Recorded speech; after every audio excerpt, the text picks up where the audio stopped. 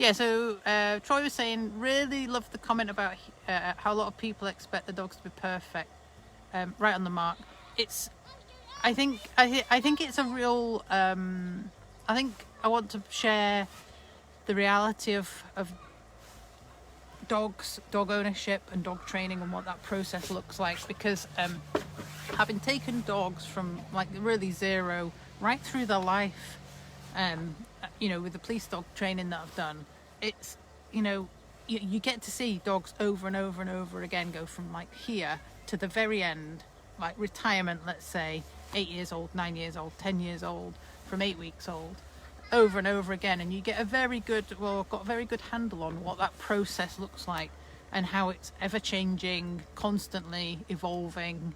That's the reality of having a dog. It's always changing. You don't just train them at the beginning and then that's it, done. It just doesn't work like that. And dog training in general, dogs are animals at the end of the day. They're not going. You can't put all the burden onto them to be right all the time and just to behave the way you want. It takes a bit of work, takes a bit of effort, and that's where we come in. Not just me as a dog trainer, but as a dog owner. It's where you come in as a dog owner, so that we take responsibility for them being being amazing, because they've all got the potential to be amazing. They really do. They are like little furry geniuses. That's what I keep saying. Hence the name.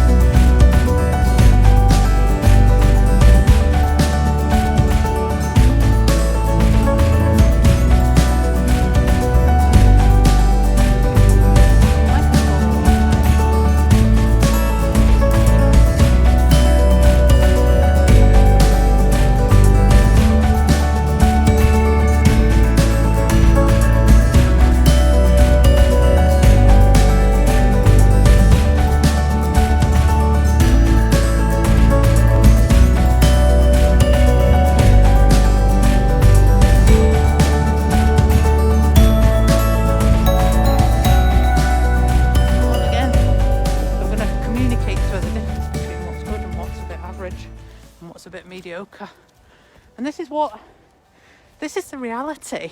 Like, let me spin this round. I just want to show you the reality of like what dog training is, because what I'm seeing a lot of is if that doesn't succeed there, it's like, oh, it's the end of the world, my dog can't do it, this is awful. That dog training isn't like that. She doesn't do everything perfectly. None of them do. No dog does. No dog does. Even world championship dogs don't do things perfectly. Whatever, police dogs don't do everything perfectly. But we do spend a lot of time making it better and keeping it topped up. That's the difference. I'd hate for anyone to have that kind of, it's a real misconception. It's like, because my dog wasn't perfect today, I'm going to beat myself up about it. I'm going to have an argument with my family about it. I'm going to have a terrible day. I'm going to feel awful. And I really don't want that. That's no good for anyone. But what I will say is, I'm going to give her a moment to go ahead of me again. I'm going to call her again. And then I'm going to go, hey, you were amazing. She's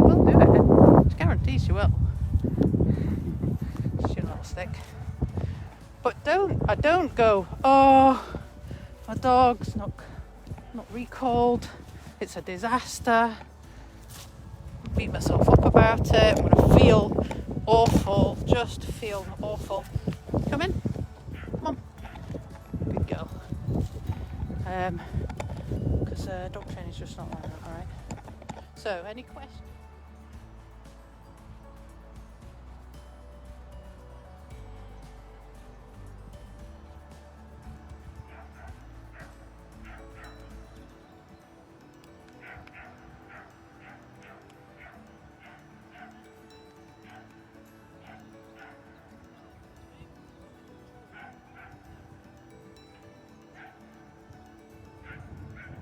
And quite a lot of the time I'm actually working on my own skills, and it's a big piece of the puzzle.